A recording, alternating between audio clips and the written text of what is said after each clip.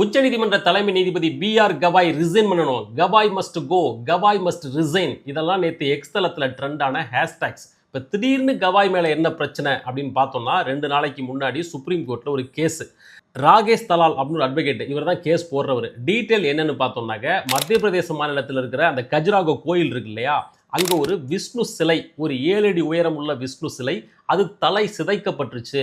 இப்போ இல்லை, முகலாயர் ஆட்சி காலத்தில் அவங்க படையெடுத்து வந்தப்போ அந்த சிலையை சிதைச்சிட்டாங்க.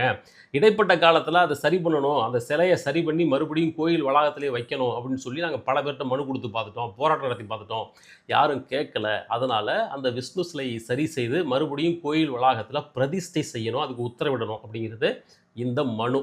இதை பி.ஆர். கவாய் உள்ளிட்ட இன்னொரு நீதிபதி அடங்கிய பெஞ்ச் விசாரித்து தள்ளுபடி பண்ணிட்டாங்க.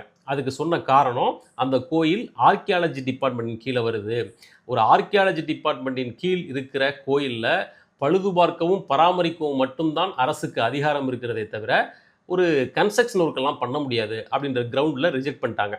இந்த அளவோடு இதை நிறுத்தியிருந்தால் பிரச்சனையே இல்லை. மாறா கவாய் என்ன சொன்னார் அப்படின்னாக்க, நீங்கள் தான் தீவிரமான விஷ்ணு பக்தராக இருக்கீங்களே, இதுக்கு ஏதாவது செய்ய முடியுமான்னு நீங்கள் விஷ்ணுக்கிட்டே போய் கேளுங்க, உங்கள் கடவுள்கிட்டே கேட்டு முறையிட்டு இதுக்கு ஏதாவது பண்ண முடியுமான்னு பார்த்துக்குங்க அப்படின்ற மாதிரி ஒரு கமெண்ட்டை ஓப்பன் கோர்ட்டில் பாஸ் பண்ணிட்டாரு. இதுதான் இந்த பிரச்சனைக்கான அடிப்படையான காரணம். இப்படி ஒரு இன்சென்சிட்டிவான கமெண்ட்டை கவாய் சொல்லியிருக்கணுமா அப்படின்னா உறுதியாக சொல்லியிருக்கக்கூடாது. அதுவும் அந்த மனுதாரர் அவருடைய மனுவில் முகலாயர் ஆட்சி காலத்தையெல்லாம் இழுத்துட்டு வந்து பேசும்போது அவருடைய உள்நோக்கம் அதிலேயே தெரியுது. அப்படி இருக்கும்போது இவர் உணர்ச்சி வசப்பட்டு இப்படி ஒரு கமெண்ட்டை சொல்லியிருக்கக்கூடாது.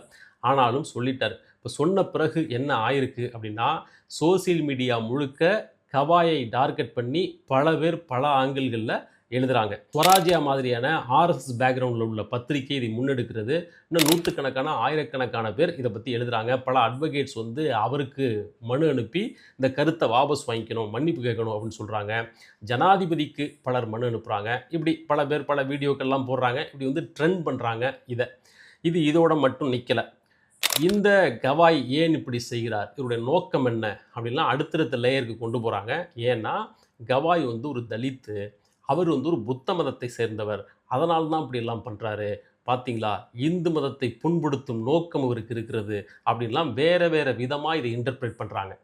ஆனால் இதுபோல் இன்சென்சிட்டிவான ஒரு கமெண்ட்டை பாஸ் பண்ணுறது, அதுவும் நீதிபதிகள் அதை செய்வது இந்த நாட்டில் இதுதான் முதல் முறையா? கவாய் தான் அதை ஃபஸ்ட்டு செஞ்சுருக்கிறாரா அப்படின்னு பார்த்தோன்னா இல்லவே இல்லை. இதுபோல் லிஸ்ட்டு வந்து நமக்கு எக்கச்சக்கமாக இருக்குது.